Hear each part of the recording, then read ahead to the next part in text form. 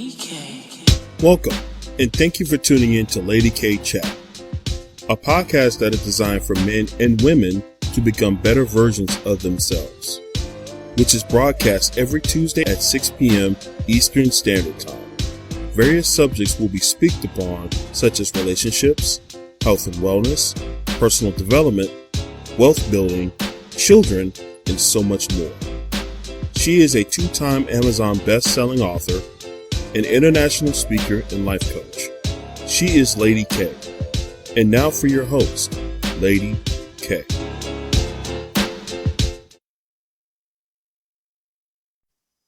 Hello, everyone, and welcome back to the Lady K Chat podcast. You are here with your favorite host, Lady K. Thank you for tuning in every Tuesday at 6 p.m. with me tonight, guys. We have a special treat. Oh my God, I have to introduce this woman of multiple hats. Like, ladies, we just do it all. Oh my gosh, I have to tell you about her. This woman that's sitting right next to me, she is an educator. She is the host of the podcast called Living the Principle, and she is also the founder of Progress Promoter LLC. Everyone, please help me welcome Miss Phyllis Williams. Welcome, Phyllis.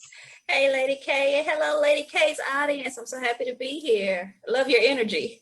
Thank you. I appreciate you, Phyllis. Listen, Phyllis, this subject was very dear to me because I really felt it was very important, to see things from an educator aspect. Us as parents, we have one way, but before I even jump into that, I just listed everything that you do. You're an educator, you're a podcast host, and you have your own business. Woman, how do you yourself, what is your coping mechanism to keep your sanity, to do all of that stuff? How do you keep yourself balanced? Well, one thing I definitely do is organize and don't overwhelm. So that's what I would give everybody. A tip is to organize, but don't overwhelm. So I know with my business, when school started back in person, I had to scale back a lot. And I said, okay, maybe I'll spend 2 hours a week on my business and I'll spend 1 hour on the podcast. When I was spending more time when we were working from home, but working in the building, you start to worry, are you going to get sick also? Or is one of your students out? So that makes you nervous. People are having family members pass away. So emotionally, it's a lot. So I would say organize, but don't overwhelm yourself. Absolutely. And just piggybacking off the, working with inside the school, even as a parent, when I sent my child to school, I had to worry about, is he going to come back home okay? Because I kid you not, the school system called me like every day because, they make the automatic call. Somebody today was, had COVID, and everybody that was around this person was informed. And I'm like, this is nerve-wracking. And y'all want us to send the babies back to school? And so I can imagine how you feel as an educator. So I know, they put the desk 6 feet apart and stuff like that. But Phyllis, do you feel comfortable doing that? And do you work in a public school or do you work in a private school? Oh, so I work for a federal school, Department of Defense. You can work for the federal 3 different ways. You can work for a Native American reservation, a prison, or a Department of Defense education activity, which is, there's about 6 places in America, and they're in Italy, Germany, Spain, Korea. So there's a lot of different places you can work for the federal government as a teacher. Wow, I didn't know that. Yes. That sounds amazing. Tell us about that experience, working, from the federal side. I will say this, I do feel somewhat, because I'm calling from North Carolina, I do feel more fortunate because money, at the end of the day, it's going to go back to money. How many times can they do a contract to clean? Is there a union that if something's going on that you don't like, that you can talk to somebody? So right. I really like working for the federal government because of those things, the union, and they have different funds, so I feel a little bit more protected. Like, for example, we have to wear a mask at work. And if someone isn't, that person will be reprimanded instead of just like So with a lot of schools, sometimes there's no check and balance system. So it's like, well, if I do it, I do it. If I don't, I don't. Right. So I like that. I'm a Marine veteran, so I like knowing that I'm giving back to the military community as well. But Nice. it was nerve-wracking, even with the 6 feet apart, which ours wasn't 6 feet. That's something else, different schools, different rules. Right. Another thing, a lot of teachers, they put us as a priority to get the vaccine if that was our preference. Yeah, talk about that aspect, because there's a lot of people that still feel iffy about the vaccine. So it's like, how does that contradict, your work? Yes. If I did not go back in the building, I would have not gotten the shot. Okay. I did get the vaccine, but the only reason I did was because I'm around kids who aren't vaccinated. They already coughing on you. I've worked with 4th graders, and right. They was doing it before the pandemic. They still gonna do it. Some kids, they still pull down their mask and pick their nose and put their mask back up. So it is scary. So I respect everybody's wishes and everybody's rights. And right. I would just say, make sure you do thorough, real research. Don't do YouTube videos. Go right. Somebody named Jackie said on YouTube. So do thorough research, but I can understand why somebody would be hesitant. Absolutely. Now, I do have another question for you, Phyllis, because I know a lot of schools are adapting to this idea. So, they're giving parents the ability to choose. Either let your child attend full-time in school, or you can let them, I think it's called hybrid, where they can do part, online, and then maybe some days they'll come in, or there's a full circle where you can just do it completely online. In your experience, right, do you have to have the kids in the classroom and then the kids that's zooming in from home? Thank you, God. No. Oh okay. My goodness. Okay. I'm still connected with a lot of different teachers, and I've seen teachers do that, and I'm like, how are you still sane? It is right. It is so hard already. And that's what I was talking about, the importance of funds, because we have 2 options. You can either do online or you could do in person. If you do online, they hire a different set of people for that. Those people only do online. So that makes a big difference. And we're not trained in this. This is something we learned on our own, on the fly. Like, we were like, okay, well, now I'm an online teacher. So it's very stressful. So I don't think that's fair to teachers. I think they should hire more people. It is. And just from a parent aspect, like, this year taught me so much, because sometimes you got to step back and, look from the bigger picture. And I was like, wow, these teachers are overwhelmed. And the reason why I asked you that, because when my son was attending school, his teacher had the students in the classroom, and then she will allocate time for the online student. She would conjoin the online student with the kids in the classroom, but it was only for a certain amount of time. It was like maybe for like 2 hours. But even within 2 hours, that's a lot. So she's trying to engage with the children that's in the classroom and trying to engage with the one that's online. And because my son was online, the boy hated it. Oh my gosh, he was to close the laptop and run. So, speaking from a parent aspect, it was difficult, but I can only imagine, how the educator feel. And I feel a lot of parents, they're whining and complaining that the school is this and school that. It was like, have you took a step back and just look at it from a different perspective? Do you know how the educators feel? That's why, I wanted you to come on today and tell us, Phyllis, like, real truth, that it's hard out there. Mm-hmm. Do you have an experience that you would like to share, like, during this COVID experience, that you had dealt with a kid or a faculty or a parent? Whew, where to start? I got stories. I'm ready. I want to hear. I would say when it first started, I remember, and I'm going to be as strong as possible. I'm not a crier, but when it first started, I teach special ed. So children with mild or moderate disability. Kudos to you. Listen, before you start, it takes a special person to work in that field. It really does, because the kids really need that, and I don't feel like they get enough of that. But go on, Phyllis. Thank you. Thank you. So I teach kids with mild to moderate disabilities. So they may have ADHD, autism, dyslexia. Well, some people say dyslexia, but we say specific learning disabilities, difficulty with math, stuff like that. Some minor, maybe 2 years behind in grade level. And I had this child who was so busy. And that's just who she was. I still loved, you just get used to them being who they are. Right. And I got on the call and she was just flat. And I started asking her mom, I said, is everything okay? Because she was the first one to get on. She said, her cousin passed away. Mm.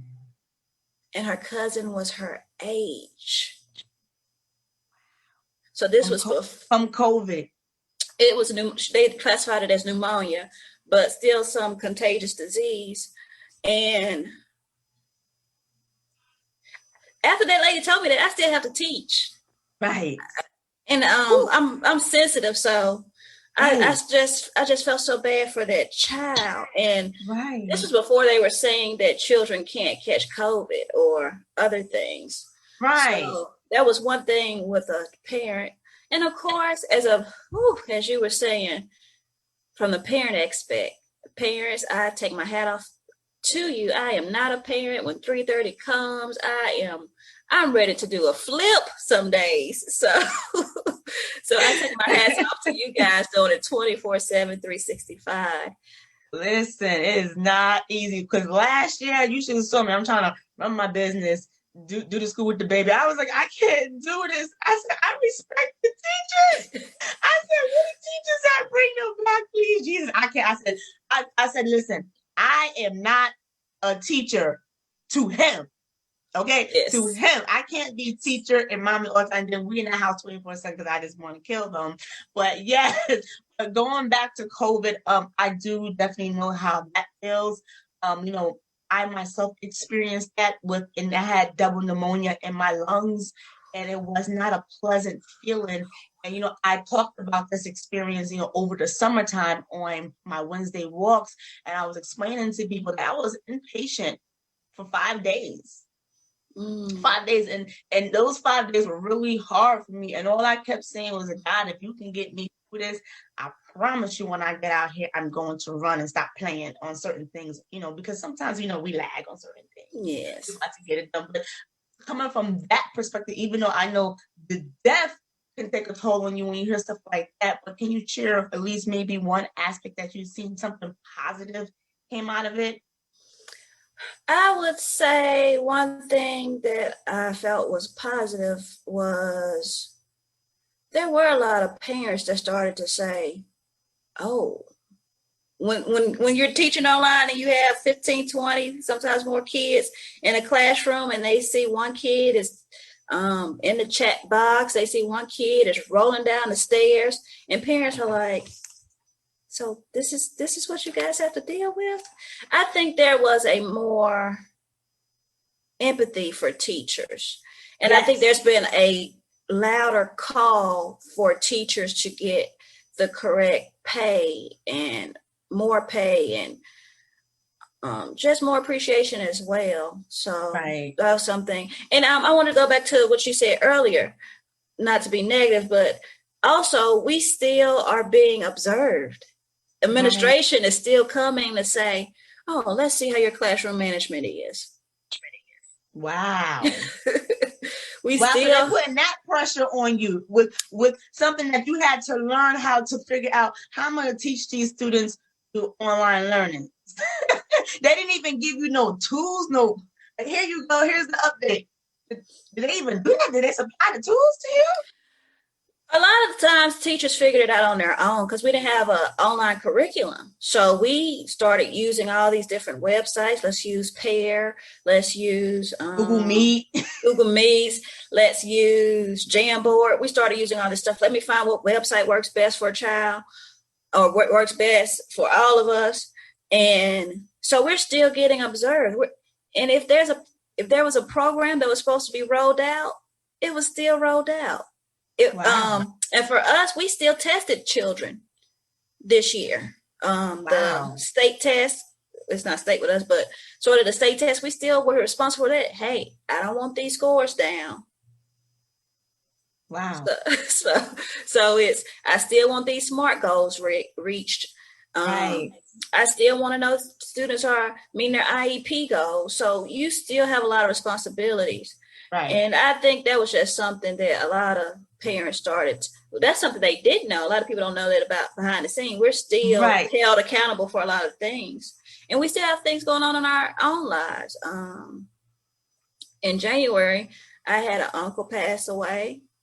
Then the next month, I have kind of like a wide family. Both my grandmothers, one of my grandmother had, I want to say 12 children, the other one had 10. So wow. Yeah. So I got a wide family.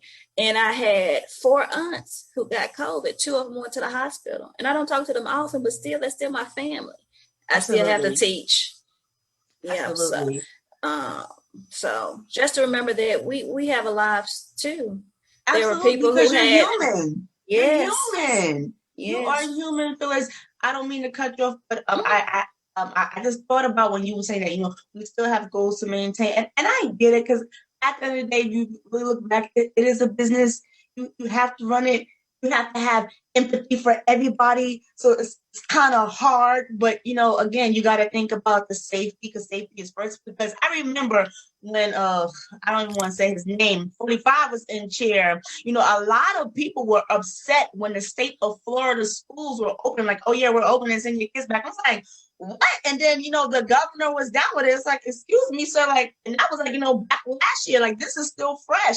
How are you saying people come back? And those type of people, they didn't take it serious. They didn't care. And they just showed you, is this all about the money? But like, going back to you saying with the proper funding, my question to you is, did they provide like, therapy sessions, to the teachers? So, if they feel like, you have a traumatic experience or whatever, that there is someone that you can't see, do they do those type of fundings for their students? Not to my awareness. I will say this, we do have a lot of school mental health people. We have school psychologists. We have a clinical social worker, and we have guidance counselor in our one building. We don't have a big school. My school's only like 500 kids. And we have that the school psychologist is like part-time. And then the social worker lady, the clinical social worker, she works more with the families. But as far as any deep therapy, that wasn't offered to the staff. But I will say we really do support the children in that fact. And it depends on your administration too, how well they handle your trauma or drama. I really didn't tell anybody. I didn't tell my administration that what I was going through, because I felt like it's still, and I love my principal and assistant principal, and I know they have to answer to other people, but I still felt like it was mission first. See, I don't like that. I honestly feel like, if you're going to love your staff, that, there should be, like, even if they ask you a survey, like, how are you feeling? Like, where's your mental health? Like, I honestly think they need to put something like that into perspective, because all it is like, hey, this is the structure, but what about when it comes to mental exhaustion? Like, what's the plan for that? What's the plan when a teacher's from overall? Just to shift a little bit from the education field, I have a girlfriend of mine who is a registered nurse, and she has her doctorate. And when I said when COVID hit, she was so overwhelmed, so stressed. And I asked her, well, are they offering you these type of services? She was like, no. I was like, I understand that most employers, they offer you health insurance. That's if they offer. But I know in the school district, a lot of times they do offer health insurance. So I'm guessing they probably say, hey, you got the insurance, take yourself. But I just thought it would be kind of nice just to step your game up just a little bit, just to provide some type of comfort. Like, even if, like you said, Phyllis, if you had 1 or 2 psychologists or psychologists on staff and say, hey, here's a break room, and you can go and have your little meet out. I think that would be something to consider. What do you think about that? I think that's really important. And I know mental health is now a major concern with everybody, every field. And I do think that's a good idea or even just to encourage, hey, if you need to take a mental health day, take a mental health day, because you're possibly overwhelmed, instead of worrying, well, they may not have a substitute teacher. Right. Make sure you have enough substitutes, which is hard. I know that's other people are like, I'm not going in that classroom. Right. But and that's another hard thing. Right now, like, before, remember, like a couple of months ago, there was a few states rejecting the federal funding, for the relief for unemployment. So they said, oh, this is going to move people to go to work. So when they did that, it still wasn't really moving people. But if you notice, a lot of course, the Republican states removed the extra funding. So it's going to make the person like, oh, I'm not receiving like, the $500 I was every week. So maybe I want to work. But a lot of people, they're not budgeting. It's like, how do you motivate people within these crises? Because even though they're saying that, you can get a shot, and once you get the second shot, I know people who got both shots, and then they got sick. And then it's like, well, that's not even guaranteed. It's like, so it's like I know right now there's no reassurance, but that's what we really honestly need. We want that. And this is sickening and it's heartbreaking because so many people out there are living in fear. Yes. And I try not to live in fear, but I do try to be very cautious. Like, right. I'm going to wipe down my desk. I'm going to wipe down my doorknobs. I'm going to take vitamins. So in case I do get an infection, hopefully it won't put me at a total state of detriment. I'm going to go to the doctor. I encourage other people who are working to also do this. When was the last time you had your blood tested? Is your vitamin D level low? Are your white blood cells at a good level? So make sure you do things like that to also combat getting sick with any illness. Like you said, double pneumonia, flu, shingles. Like there's so many different ways people are still getting sick. So, yep.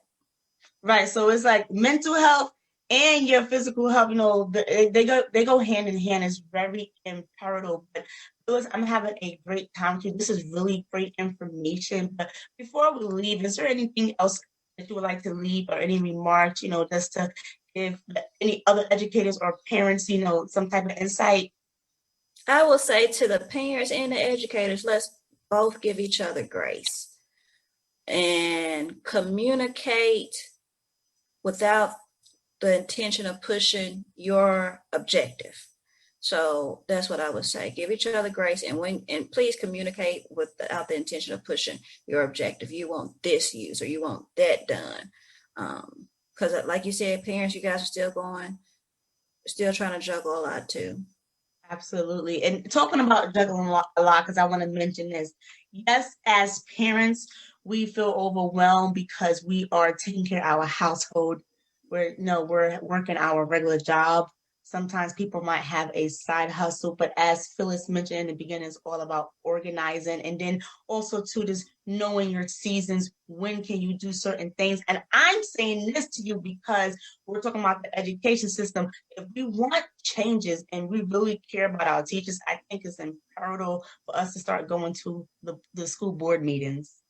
Even when our school was, they shut down, they was offering it virtually. And a lot of people didn't know that. And the attendance was very low. So I highly stress attending meetings. Don't say you don't have time, because you have time to go out when you want to go out. You know what I'm saying? So I just have to stress that. But everyone, I just thank you for watching in tonight. So Phyllis, if the people wanted to follow you and get in contact with you, how can they reach you? You can reach me. I am Progress Promoter on Facebook, on Instagram, and my website is progresspromoter.com. And what I do as Progress Promoter is I promote wholeness, and that's through self-care, self-love, self-worth. So I think that's important, whether you're a parent or a teacher, also to make sure that you are whole and balanced. So if you want to look at some of the things I offer, please visit my website, progresspromoter.com. I love that. Thank you so much. Yes, and that is imperative, because for someone speaking in the field that you are, and you're showing that you have a balance, that's very important. People need to see this is what balance looks like. So with that being said, everyone, thank you for listening tonight. Continue to follow us here at the Lady K Chat podcast here on YouTube, Instagram, Facebook, and you can check us on Spotify and Apple. And visit our website, www.ladykenterprisesinc.com. And I forgot to tell y'all in the beginning, this show is sponsored by Lady K Enterprises. We are a financial service and media firm, and we are here to assist all your business needs and personal needs. So everyone have a great night, and I'll see you next Tuesday here at 6 p.m.